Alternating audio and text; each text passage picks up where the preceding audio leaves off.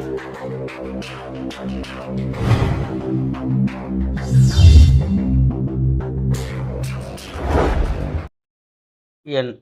குலதெய்வமான குழுந்தளமனை போற்றி, பெரிய கருப்பணசாமியை போற்றி, அனைவருக்கும் எனது பணிவான வணக்கங்கள். வணக்கம். என் மனைவி என்னை கவனிப்பாரா அப்படின்னு தலைப்பு போட்டிருக்கோம். நமது யூடியூப் நேயர் ஒருவர் நிறைய கேள்வி கேட்டிருக்கார். அதுக்கு பதில் தரலாம். ஆனால் அருமையான கேள்வி. எல்லாமே ஒரு 4-5 கேள்வி கேட்டு உள்ளார்கள். அந்த 5மே சூப்பர். இது ஒரு மனிதனுக்கு தேவையான பாவங்கள், தேவையான கேள்வி தான். சரி, பார்த்துருவோம். அவர் யார், எங்கேருந்து கேட்குறாருன்னு. அவர் பேர் ஸ்ரீதர். அவர் அப்படி என்ன கமாண்டில் போட்டிருக்காரோ அப்படியே வாய்ச்சிட்டு அவருடைய ஜாதகத்தை ஸ்க்ரீன்லையும் போட்டு அவர் என்னென்ன கேள்வி கேட்டிருக்காரு அந்தந்த பாவகத்தை குறித்து பேசலாம். இதில் என்ன அப்படின்னா, ஜோதிடர்களால், அதாவது ஒரு ஜோதிடம் கற்றுக்கொள்ளணும், நம்ம பலன் சொல்லலாம், அடுத்தவங்க ஜாதகத்தை பார்த்து பலன் சொல்லலாம் அப்படிங்கிறதுலாம் இது எளிய முறையில் ஒரு பாடம் மாதிரி எடுத்துக்கோங்க. கண்டிப்பாக இந்த மாதிரி என்னுடைய வீடியோவை பார்த்துக்கிட்டு இருந்தீங்கன்னா நீங்களே அடுத்தவங்க ஜாதகத்தை வாங்கி பலன் தாராளமாக சொல்லலாம். நான் அவ்வளோ நிதானமாக தான் எல்லா வீடியோவும் போட்டுக்கிட்டு இருக்கேன். புரிகிற மாதிரி சந்தேகம் இருந்தால் கேளுங்க, போடலாம். சரி, இப்போ அவருடைய கேள்வி கமாண்டை வாய்ப்போம். வணக்கம், என் பெயர் ஸ்ரீதரர். மார்ச் மாதம் 7ஆம் தேதி 1962 பிறந்திருக்கார். சரிங்களா? அப்படிங்கும்போது ஊர் ஈரோடில் பிறந்திருக்கார். கேள்வி என்ன? உத்திரட்டாதி நட்சத்திரம் 2ஆம் பாதம். அதெல்லாம் இருக்கட்டும், ஒரு கேள்வியை மட்டும் பார்ப்போம். எனக்கு கடந்த 8 மாதங்களாக உடல் நிலம் சரியில்லை. அப்போ எங்கே வந்துடணும்? கோச்சார ரீதியாகவும் தசாபுத்தி என்ன அப்படின்னு பார்க்கலாம். சரிங்களா? அடுத்த கேள்வி, கிட்னி பிரச்சனைகள் உள்ளது, உடல் நல பிரச்சனைகள் தீருமா? ஆயுள் பாவகம் எப்படி உள்ளது? அந்த கிட்னி வவுருக்கு சம்பந்தப்பட்டது, அந்த யூரின் மறைமுக சம்பந்தப்பட்டது, ஆயில், இது எல்லாமே இது அனைத்தும் 8ஆம் பாவகத்தோடைய வேலை. சரிங்களா? அதையும் பார்த்துருவோம். அது எப்படி அவர் கேட்குற கேள்விக்கு தான். உடல்நல பிரச்சனைனா தசாபுத்தியும் கோச்சார ரீதியாக இந்த அஷ்டமச்சனி, 7.5 சனி இந்த மாதிரின்னு சொல்லியிருந்தேன். அதையும் பார்க்கலாம். ராகு கேதுக்கள் எங்கே இருக்குது அப்படிலாம் பார்க்கணும். கோச்சார ரீதியாகவும் தசாபுத்திகளும் தான் அவருடைய அன்றன்றைய காலத்தை தீர்மானிக்க கொண்டது. இவர் கேட்ட உடல் ரீதியாகவும் ஆயுள் பாவகம், இந்த மறைமுகமான மறைவு ஸ்தானத்தில் உள்ள பிரச்சனைக்கும் வயிறுக்கு சம்மந்தப்பட்டதும் இந்த மாதிரி கிட்னி இந்த இப்படிலாம் வரும்போது 6ஆம் பாவத்தை பார்த்துடலாம். அதான் இந்த உடலுக்கு அடி வயிற்றுக்கு சம்மந்தப்பட்டது, உள் உறுப்புக்கு சம்மந்தப்பட்ட பாவகங்கள். அப்போ அந்த பாவத்தையும் பார்ப்போம். அடுத்தபடியாக அவர் என்ன கேட்குறாரு அப்படின்னாக்கும், ஆயுளை பற்றி கேட்குறாரு. அது 8ஆம் பாவகம்தான் பிரச்சனை. அடுத்த ஒரு கேள்வி வைக்கிறார். என் மனைவி என்னை கவனிப்பாரா, கவனித்து கொள்வார்களா அப்படின்னு கேட்குறாரு. மனைவி கவனித்து கொள்வார்களா அப்படின்னு நீங்கள் கேட்கணும் அப்படின்னா 7ஆம் பாவகத்துக்கு வந்துடும். லக்கணத்தில் இருந்து 7ஆம் பாவகம், லக்னாதிபதியை விட 7ஆம் பாவகம் வலுத்திருக்கா, அல்லது லக்னம் வலுப்பெற்றிருக்குதா, அல்லது 7ஆம் பாவகம் வலுப்பெற்றிருக்கா, லக்கணத்துக்கு அதிபதி யார், ராசிக்கு அந்த 7ஆம் பாவத்துக்கு அதிபதி யார், இந்த 2 பேர்த்துக்கும் எப்படி கனெக்ட் இருக்குது அப்படின்னு பார்க்கணும். அப்போ லக்னாதிபதியும் 7ஆம் இடத்துக்கு அதிபதியும் நண்பர்களா, அல்ல அந்த 7ஆம் இடத்துக்கு அதிபதி போய் இந்த லக்னத்துக்கு 9 5ஆம் இடத்தோட தொடர்பு கொள்கிறாரா, அவரோட இணைவு பெற்றிருக்காரா, லக்னாதிபதி இயற்கை சுபர்களோடு தொடர்பு கொண்டிருக்காரா, பவராக இருந்தாலும். ஏன்னா இதெல்லாம் நிறையா எடுக்கணும். இதே மாதிரி லக்னத்தை விட 7ஆம் பாவகம் வலுப்பெற்றிருக்கா அப்படின்லாம் பார்க்கணும். எப்படி இருக்குன்னு. இதை ஏன் அப்படி சொல்கிறேன்னா, நிறைய பேர் ஒரு குறிப்பிட்ட வயது வரைக்கும், அதாவது வருமானம் வரும், நம்மளால் உழைத்து நமக்கு வருமானம் வர்ற வரைக்கும் அடுத்தவருடைய பிறருடைய தயவுகள் தேவைப்படாது நமக்கு. உதவிகள் தேவைப்படாது. புரியிற மாரி சொல்லணும்னா, வேற ஒருவருடைய உதவிய நம்ம நாட மாட்டோம். அவங்க உதவி நமக்கு தேவைப்படாது. நம் உடம்பில் நல்ல ரத்தம் இருக்கிற வரைக்கும், நம் உடம்பில் ஏன்னா திமிர்னே சொல்லலாம். சக்திகள் இருக்கிற வரைக்கும். திமிர்னா அது கொஞ்சம் கெட்ட வார்த்தை வருதா? அது ஒரு அவசரமா இருக்கு.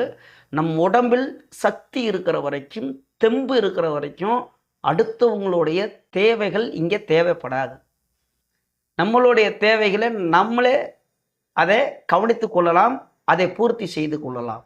அப்படி இருக்கும் பொழுது, ஒரு குறிப்பிட்ட இப்ப இந்த ஜாதகருக்கே வந்து வயது எத்தனை ஆகுது அப்படின்னு கேட்டீங்கன்னாக்கும், 62ல் பிறந்திருக்கார். 62ங்கும்போது 72, 82, 92, 2002, 2012, 2022, 60 இதில ஒரு 2 வருஷம் முடிஞ்சு 3வது வருஷம்.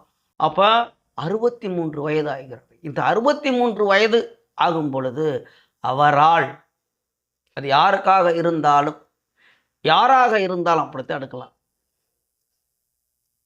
அப்படி எடுத்துக்கலாம். ஒரு குறிப்பிட்ட வயதிற்கு மேல் வருமானம் வராது. வேலைக்கு நம்மளால போ முடியாது. இது வந்து நான் சொல்றது சாதாரண மனிதருக்கு. இந்த கோடி கோடியா குமிச்சு வச்சிருக்கிறவங்க அப்படி போட்டு அப்படின்னா அது வேற ஜாதக அமைப்பு. உடனே வந்து பணியாட்கள், வேலையாட்கள் வந்து வேலை செய்வார்கள். அது வேற அமைப்பு. இப்படி சாதாரண ஒரு ரீதியா நான் பேசிக்கிட்டு இருக்கேன். அப்படிங்கும் பொழுது உடல் ரீதியாக பாதிப்பு வரும். 2வது உடல் பாதிப்பும் வருமானமும் இல்லாமல் போகும் பொழுது நமக்கு ஒரு பயத்தை கொடுக்கும். அந்த பயத்தை கொடுக்கக்கூடிய பாவகம் 3ஆம் பாவகம். புரிஞ்சுக்குங்க. நல்லா இந்த ஜோதிடம் வந்து இன்னும் கட்டத்தை போடாமே தான் சொல்லிக்கிட்டே வர்றேன். ஆனால் இவ்வளவும் பார்த்துட்டு தான் அந்த ஜோதிடத்துக்குள்ளே உள்ளே போகணும். அவசரப்பட்டால் ஜோதிடம் பழக முடியாது. இந்த 2 நிமிஷத்தில் ஜோதிடம் சொல்லித்தரேன், 2 நாள், 10 நாள், 5 நாள் அப்படின்னா எப்படின்னு தெரியல. நாங்களாம் பல வருஷங்களாக கற்றுக்கொண்டிருக்கிறோம். எங்களுக்கு ஏதோ எனக்கு தெரிஞ்ச கொஞ்சம் சின்னதாக அதை உங்களுடைய பகிர்ந்து கொள்கிறேன். அப்படித்தான். சரி, அப்போ இந்த தைரியம் வரணும் அப்படின்னா 3ஆம் பாகத்தை பார்க்கணும். இவருக்கு வந்து இப்போ பயம். இவர் கேட்குற கேள்வி அனைத்துமே வந்து இவர் பயமான கேள்வி. இவரால் இவர் உடல் ஃபஸ்ட்டு உடல் நன்றாக இருந்தால் உள்ளம் நன்றாக இருக்கும். உள்ளம் நன்றாக இருந்தால் செயல்பாடுகள் அத்தனையுமே நன்றாக இருக்கும். அப்போ நமக்கு இந்த மாதிரி யாரும் கவனித்துக் கொள்வார்களா என்ற கேள்விக்கே வேலை இல்லை. இதெல்லாம் பாதிப்புக்கு உள்ளாகும் பொழுது, பாதிக்கப்படும் பொழுது நம்மளை யார் கடைசி காலத்தில் கவனித்துக் கொள்வார்கள்? இங்கே பாருங்கள், ஒரு கேள்வியே பாருங்கள். என் மனைவி கவனித்துக் கொள்வாரான்னு தான் கேட்குறாரு. என்னுடைய பிள்ளைகள் கவனித்துக் கொள்வார்கள் என்று கேட்கவில்லை. என்னுடைய மனைவி கவனித்துக் கொள்வாரா அப்படின்னு தான் கேட்குறார். சரி பார்ப்போம். சரிங்களா? நிறைய விஷயங்கள் இருக்குது. அப்புறம் இப்படியே போடாமல் ஜாதகத்தையும் போட்டு ஒவ்வொரு பாவத்தையும் விளக்கமாக பார்ப்போம். இது இப்போ நம்ம ஒரு ஜாதகத்தை பார்த்த உடனே நல்லா இருக்குது, இந்த பாவம் அவ்வளோதான், இது இப்படித்தான் சொல்லிட்டு போயிடலாம். அது எனக்கு அது சரியாக படலை. வேறு யாரையும் சொல்கிறதுக்கு வேலை இல்லை. சரி, மீண்டும் ஒரு முறை இந்த ஜாதகருடைய பிறந்த தேதி நேரத்தை சொல்லுவான். 7ஆம் தேதி 3வது மாதம் 1962 6:45 PM மாலையில் பிறந்திருக்கார். சரிங்களா? ஊர் வந்து ஈரோடில் பிறந்து உள்ளார். ஸ்க்ரீனில் ராசி கட்டம் வருது பாருங்கள். லக்கணமாக வருகிறது சிம்ம லக்கணம். 6ஆம் இடத்தில் சனி, புதன், கேது. 7ஆம் இடத்தில் குருவும் சூரியனும் செவ்வாய். 8ஆம் பாவகத்தில் சுக்கிரன், சந்திரன். 12ல் ராகு. இதுதான் இந்த ராசி கட்டத்தில் உள்ள கிரக அமைப்பு. இப்போ அவர் கேட்கக்கூடிய பாவகங்கள் அனைத்துமே வந்து 6, 7, 8ல் தான் தொடர்பு கொள்கிறது. அதில் 3ஆம் இடத்துக்கு அதிபதியும் கொஞ்சம் தொடர்பு வருகிறார். இந்த பயத்தை கொடுக்கணும்ல. அப்போ 3ஆம் பாவகத்தோடைய என்ன வருது, பாவர்கள் தொடர்பு இருக்கிறதா என்று பார்ப்போம். சரியா? அவருடைய கேள்விக்கு அப்போ தான் சரியாக வரும். 3ஆம் பாவத்துக்கு அதிபதி 3ஆம் பாவம்னா எப்படி இருக்குது? ஏன்னா பயத்தை கொடுக்குறாங்கல்ல, தைரியம் இல்லை. அந்த இடத்துல ஒன்று தான். முதல் கேள்வி என்ன? அவர் கேட்குறத அப்படியே பார்த்துக்கிட்டே இருப்போம். முதல்ல எனக்கு கடந்த 8 மாதங்களாக உடல்நிலை சரியில்லைங்கிறாரு. இப்போ பாருங்க, கோச்சாரத்தில் வந்து இவருக்கு வந்து 7.5 சனி தொடங்கியிருக்கு. மீன ராசி. மீன ராசிக்கு ராசிக்கு 12ஆம் இடத்தில், அதாவது கும்பத்தில் கோச்சார சனி இருக்கிறது. கோச்சார ராகு மீனத்திலே இருக்கிறார். இந்த கோச்சாரத்தில் மீன ராசியிலேயே ராகும் இருக்கிறார். ராசிக்கு 12ஆம் இடத்தில் சனி இருக்கிறார். 7.5 சனி நடந்து கொண்டு இருக்கிற காலகட்டம். கோச்சாரத்தை சொன்னனுங்களா? அதே மாதிரி தசாபுத்தியை சொன்னேன். இதுக்கு அமைப்பு இந்த உடல் ரீதியாக இப்போ அவருக்கு சந்திர தசை நடந்து கொண்டு இருக்கு. இவர் கேட்குற கேள்வி, இந்த வயிற்று பாவகத்தில் உள்ள கிட்னி 6ஆம் பாவகம், 6ஆம் பாவகம் கெட்டு தான் உள்ளது. இங்கே மறைமுகமான ஸ்தானம் அப்படிங்கிறது 8ஆம் பாவகம். 8ஆம் பாவகத்தில் வரும்போது மர்ம உறுப்புகள் இந்த மறைந்த இடத்தில், அதாவது வெளியில் பார்க்க முடியாமல் எந்த இதெல்லாம் இடம் இருக்கோ அந்த இடத்துல நோய்கள் வரும். ஒரு அதெல்லாம் கேட்டிருக்காரு. அப்படியே பார்ப்பேன். ஏற்கனவே படிச்சுட்டேன். இந்த யூரின் பிரச்சனை பற்றிலாம் சொல்லியிருக்காரு. பார்ப்போம். இதுதான் இவர். சரி, மனைவி அப்படி ஒரு கேள்வி. மனைவிக்கு அப்புறமா வருவான். இந்த சரியில்லைங்கிறது கோச்சாரமும் தசாபுத்தியும் தான் வந்திருக்கு. சந்திர தசை நடக்கிறது. அது விரிவாக பார்ப்போம் அந்த தசையில் எடுத்துக்கிட்டு. இதனால் கிட்னி பிரச்சனை உள்ளது. 8ஆம் பாவகம் 6ஆம் பாவகம் சொல்லிட்டேன். உடல் நல பிரச்சனைகள் தீருமா? ஆயுள் பாவகம் எப்படி உள்ளதுன்னு கேட்டுக்கார். ஆயுள் காரகன் சனி வலுவாக உள்ளார். ஆயுள் பாவகம் 8ஆம் பாவகத்தில் இப்போ பிரச்சனை ஆகி கொண்டிருக்குது. 8ஆம் இடத்துக்கு அதிபதி லக்னத்துக்கு 7ஆம் பாவகத்தில் லக்ன கேந்திரத்தில் இருக்கிறார். சரிங்களா? இங்கே லக்னாதிபதியும் 5ஆம் இடத்துக்கு அதிபதியும் 9ஆம் இடத்துக்கு அதிபதியும் சேர்ந்து 7ஆம் லக்னத்தோட தொடர்பு கொள்கிறார்கள். 7ஆம் பாவகத்தோட தொடர்பு கொள்கிறார்கள். நல்லா தான் இருக்குது. சரிங்களா? அப்போ ஆயுள் அப்படின்னா கர்மஸ்தானம். கர்மா அப்படின்னா 10ஆம் பாவகம். உங்கள் உயிர் ஆயுளை கொடுக்கக்கூடியவன் சனி. அப்போ 10ஆம் பாவகத்தோடைய தசாபுத்திகள் வரும் பொழுதும் அந்த அந்த இப்போ நடக்கிற தசாவோட புத்தி வரும் பொழுதும் சந்திரதசை சுக்கிரம் புத்தியில் சில சலசலப்பு வரும். சந்திரதசை சனி புத்தியில் கொஞ்சம் கவனமாக இருக்க வேண்டும். ஆஸ்பத்திரிக்கு போயிடலாம். நான் சாகுவோனா, என் ஆயுள் எப்படி இருக்குது, அதை நீ சொல்லியா அப்படின்னா அது ஜோதிடத்துலலாம் கிடையாது. ஒரு உடனே நான் எத்தனை மணி எத்தனை நிமிஷத்துக்கு சாகுவேன் அப்படின்லாம் கேட்பாங்க. கேள்வி வந்துடும். அடுத்த கேள்வி. அதெல்லாம் ஒருத்தன் இறக்கும் தருணம் கரெக்டாக சொல்லும் பொழுது அங்கே வாழ்வுக்கு இங்கே அர்த்தம் இல்லாமல் போயிடும். ஜோதிடத்தில் அந்த மாதிரிலாம் இருந்துச்சா அப்படின்னு கேட்டிங்கன்னா ஆதி காலத்தில் இருந்திருக்கலாம். நான் பார்க்கவில்லை. சரி, இப்போ நீ இத்தனை மணிக்கு இந்த நொடி, அதாவது இந்த நாளிகை வினாளிகை இல்லாட்டி இந்த மணி இந்த நிமிஷம் இந்த நாளில் கரெக்டாக உயிர் போகுமா என்று சொன்னாக்கும் எனக்கு தெரியாது. சொல்கிறவங்க இருந்தால் இருக்கலாம். நான் பார்த்த அளவுக்கு இல்லை. ஒரு ஜாதகத்தை கொடுத்து இவர் எத்தனை மணிக்கு சாகுவார் நீ கிளீனாக சொல்லு அப்படின்னா இல்லை. நீங்கள் அதான் கேட்குறீங்க. இருந்தாலும் ஆயுள் பாவகம் பரவாயில்லை, நல்லா இருக்குது. இயற்கை சுபர் உச்சமாக இருக்கிறார். இந்த 8ஆம் பாகத்தில் ஒரு கிரகம் உச்சமாக பெற்று உள்ளது. இந்த தசா நடக்கும்போது ஆயுளுக்கு நான் சொல்கிறேன் அப்படிக்காக பங்கம் வர்றதுக்கு வாய்ப்பு இல்லை. அப்போ பார்ப்போம். அடுத்தபடியாக பார்ப்போம். உடல் ரீதியாக பிரச்சனை வரும். அடுத்து என்ன கேட்குறீங்க? என் மனைவி என்னை கவனித்து கொள்ளுவாரா அப்படின்னு கேட்குறீங்க. உங்கள் மனைவி கவனித்து கொள்ளுவாரா அப்படின்னு கேட்டிங்கன்னா, உங்களுக்கு நீங்கள் எப்படிலாம் இருப்பீங்களோ அப்படியே மனைவி இருப்பார். என்ன அப்படின்னு கேட்டிங்கன்னா, அம்புட்டு கௌரவம் பிடித்தவரும், அம்புட்டு வீம்பு பிடித்தவரும், அம்புட்டு உயர்ந்த குணம் உள்ளவரும் லக்னத்தை 7ஆம் பாவகத்தையும் தொடர்பு கொள்கிறது. 7ஆம் பாவகத்தில் அத்தனை கிரகங்களும் இருக்கவும் செய்கிறார்கள். அந்த 7ஆம் பாவத்தில் இருந்து கொண்டு லக்னத்தையும் தொடர்பு கொள்கிறார்கள் பார்வையாக. அப்போ அவர்கள் இருக்கக்கூடிய இடம் சூரியனுக்கோ குருவுக்கோ செவ்வாய்க்கோ அந்த இடம் சனியோட வீடு, நண்பரோடைய வீடு கிடையாது. நல்லா தெரிஞ்சுக்கணும். ஒரு பாவரோடைய வீட்டில் இருக்கிறார்கள். அப்போ பார்க்கும் பொழுது தன் நண்பரோடைய வீட்டை பார்க்கிறார்கள். குருவுக்கும் செவ்வாய்க்கும் நண்பர்கள். சூரியன் லக்னத்தை பார்க்கிறார்கள். அப்போ லக்னம் வலுப்பெற்று உள்ளது. லக்னத்தில் இருக்கக்கூடியவர்கள் இருந்தாலும் எதிரியான வீட்டில் இருக்கிறார்கள். உங்களுக்கு இருக்கிற கௌரவமும் வீம்பும் பிடிவாத குணமும் கோபமும் வேகமும் அனைத்து குணமும் உங்களுக்கு மனைவிக்கும் இருக்கத்தான் செய்யும். புரியுதுங்களா? நாங்கள் அங்கே பாவத்தை சொல்லி வர்றேன். என்ன கவனிப்பாரா அப்படிங்கிறீங்க. நீங்கள் அவர்கிட்ட மரியாதை செலுத்தி அவரை எப்படி நடத்துகின்றீர்களோ அதுக்கு தகுந்தாற்போல தான் வரும். சரி, இருந்தாலும் 7ஆம் இடத்துக்கு அதிபதி சனி.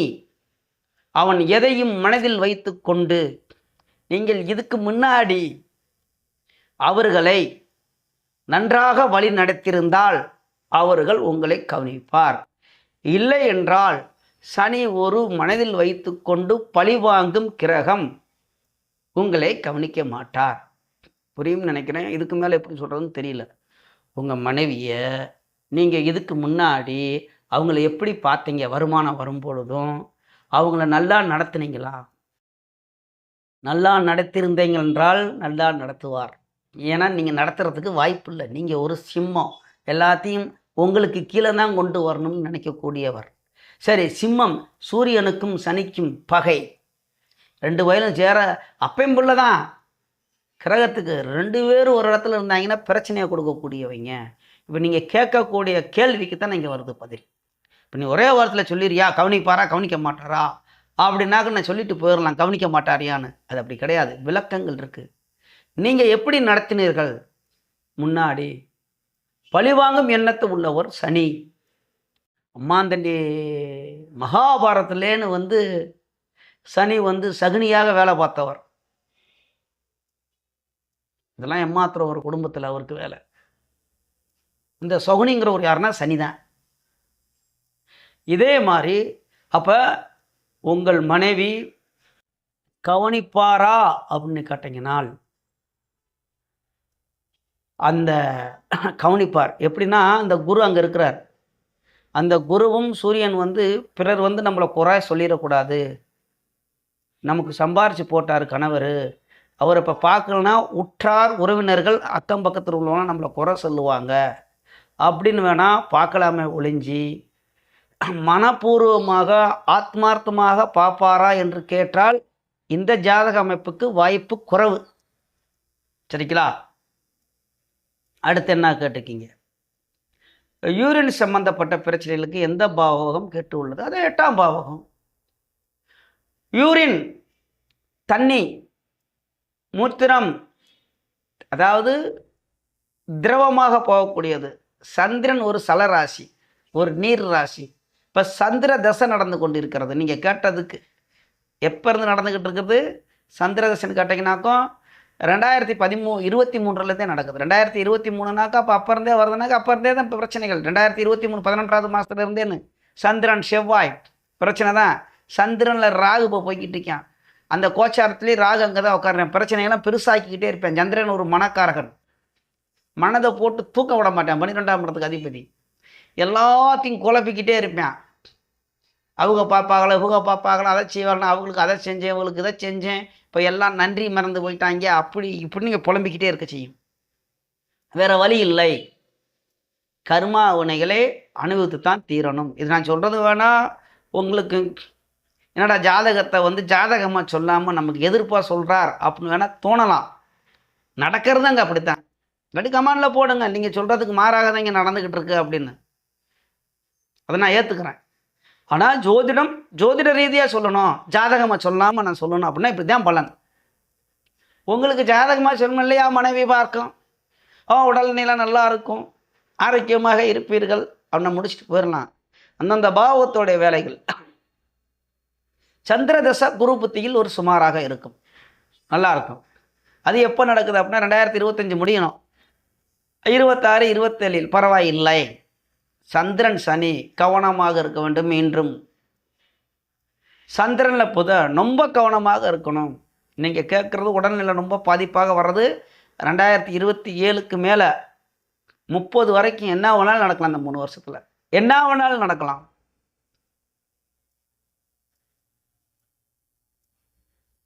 சரிங்களா? ஆகையினால சரி, ஆயிலை பற்றி நீங்கள் கேட்டிருக்கீங்க. அதுக்கெலாம் வந்து அந்த பகவான் தான். இந்த 8ஆம் பாவகம் அப்படின்னா ஆயுள் பயமே இருக்கத்தான் செய்யும். நான் ஏற்கனவே சொல்லிட்டேன். இறப்பை பற்றி துல்லியமாக நான் சொல்லணும் அப்படின்னா, இந்த தேதி, இந்த நாள், இந்த நிமிஷம், இந்த நொடியில் அவர் இறப்பார் அப்படின்னு சொல்லணும்னா நானும் கடவுள் கிடையாது. இந்த பாவகம் இருக்கும்போது கவனமாக இருக்கணும். இந்த தசா புத்திகளில் உங்களுக்கு இப்போ சந்திர தசை ராகு புத்தி போய்கிட்டு இருக்கு. ராகு எதையுமே விரிவாக ஆக்குவான், செலவு அதிகமாக கொடுப்பான். அங்கே போகலாமா மனக்காரகன், அங்கே போய் ஒரு டாக்டரை பார்த்தோன்னே மனம் ஏற்றுக்காது. இந்த டாக்டர் சரியில்லை, அடுத்த ஆள்கிட்ட போகணும்னு. அங்கே போய் பார்த்தோன்னே நான் அடுத்த ஆள்கிட்ட போகலாம், இப்படியே இல்லாட்டி இன்னும் பார்த்து கொண்டே இருக்கலாம். செலவு செய்ய வச்சுக்கிட்டே இருக்கும். தண்ணி மாதிரி காசு செலவு ஆகிட்டே இருக்கும் 8ஆம் பாவகம். அதே மாதிரி அடுத்து செம்மச்சனி வர போகிறது. கவனம் தேவை, கவனம் கவனம். அப்போ அடுத்த கட்டத்துக்கு நம்மள்கிட்ட சோதிடம் பார்க்க வரக்கூடியவர்களும் இந்த மாதிரி கேட்குறவங்களும் அடுத்த கட்டத்துக்கு வரக்கூடிய அடுத்த கேள்வி என்னவாக இருக்கும்? இதுக்கு தீர்வு தான் என்ன? நீங்களே தான் கேட்குறீங்கல்ல, எங்கங்க தீர்வு கொடுங்கள்னு. அப்போ தீர்வு கொடுங்கள் அப்படிங்கும்போது நீங்கள் என்ன வந்துடுறீங்க? பரிகாரம். இல்லை நான் எந்த சாமியை கும்பிடுறது, நான் குணமாக அப்படிங்கிற ஒரு கேள்வி தான் நீங்களில் அனைத்து பேரும் அங்கே முன் வைப்பாங்க. அப்போ நான் சாமியை கும்பிட்ட உடனே இதெல்லாம் சரியாயிருமா அப்படின்னா, முதல்ல நாம் மனிதருக்குள்ளே ஒரு கேள்வி நாமளாக கேட்டுக்கணும். யார்கிட்ட போய் ஏதாவது ஒரு பொருள் கேட்குறோம்னா முதல்ல நாம் அவர்களுக்கு என்ன செஞ்சோம்? நான் சொல்கிறது வந்து கொஞ்சம் வித்தியாசமாக தான் இருக்கும். நீங்கள் பார்க்குறவங்களுக்கே கொஞ்சம் கோபமாக இருக்கலாம் என் மேலே, என்னடா சாமி இப்படிலாம் சொல்கிறாரு அப்படின்னு. உண்மை நிலவரம் அதான். நீங்கள் சாமிக்கு என்ன செஞ்சீங்க? இல்லை நீங்கள் போய் ஒருத்தர்கிட்ட போய் உதவி அப்படின்னா அவங்களுக்கு நீங்கள் என்ன உதவி செஞ்சீங்க? அவங்க கஷ்டப்பட பொழுது. அப்போ சாமிக்கு நான் என்ன தெரியும்? சாமிக்கு இது வரைக்கும் நீங்கள் என்ன செஞ்சீங்க? ஒரு விளக்கு போட்டீங்களா? இல்லை அந்த சாமிக்கு போய் நீங்கள் ஏதாவது போய் அந்த கோயில் நலனுக்காக ஏதாவது கொஞ்சம் நிதி உதவி கொடுத்தீர்களா? அதை வந்து இது பேசுறது இந்த ஜாதகக்காருக்கும் இல்லை, பொதுவான என்னுடைய கேள்வி. அப்போ சரியா, இப்போ நீங்கள் போய் எனக்கு என்ன அப்படின்னா மனம் அமைதி கிடைக்கும். சந்திரன் என்றால் தாயார், தாயார் என்றால் சந்திர பகவானும் அந்த தாயாரான சக்தி வடிவமான பெண் தெய்வமான பராசக்தியை வழிபடுங்கள், உங்களுக்கு மனம் அமைதி கிடைக்கும். சரி, 7.5 சனி வேற வருகிறது. எம்பெருமான் ஆதி தெய்வமான ஆதி மூலமான விநாயகர் பெருமானை வழிபடுங்க. அதுதான் சரி. ஆதி கணபதி விநாயகர் பெருமான் விக்னேஸ்வரர், அவருக்கு விளக்கு போட்டு அவரை வழிபடுங்க. இதெல்லாம் மனம் அமைதி கிடைக்கும்.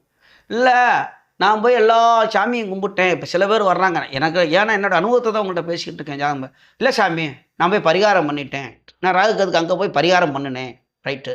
நான் போய் அந்த கோயிலுக்கு போனேன், எனக்கு ஒன்றுமே நடக்கலை, இப்போ நீங்கள் சொல்லுங்கள் தீர்வுனா மனம் அமைதியாக கிடைக்கும். இப்போ ஜாதகம் அப்படின்னா பகுத்து வழி வந்த உடனே ஜாதகத்தை தூக்கிட்டு ஒரு ஜோதிடம் பார்க்க போகக்கூடாது, வராது முன்னுக்கே பார்க்கணும். சரி, வருவதுக்கு முன்னாடியே இதெல்லாம் வந்து நம்ம அந்த தெய்வத்தோட பிரார்த்தனைகளும் அனுக்கிரகங்களும் வழிபாடுகளும் முறைகளும் செய்யும் பொழுது நமக்கு பெருசாக வர்றது சின்னதாக வரும். அது விதிக்கப்பட்டு உள்ளது.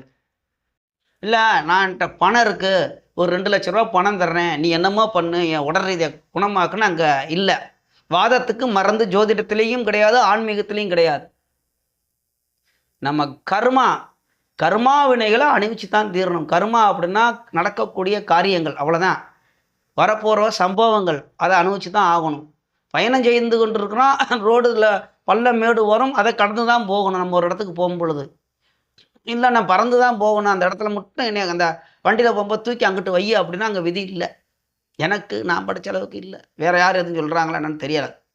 சரிங்களா?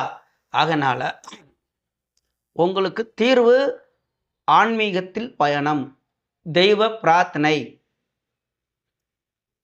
நான் சொல்கிற மாதிரி சக்தி வடிவமான பெண் தெய்வமான பராசக்தியை வழிபடுங்க.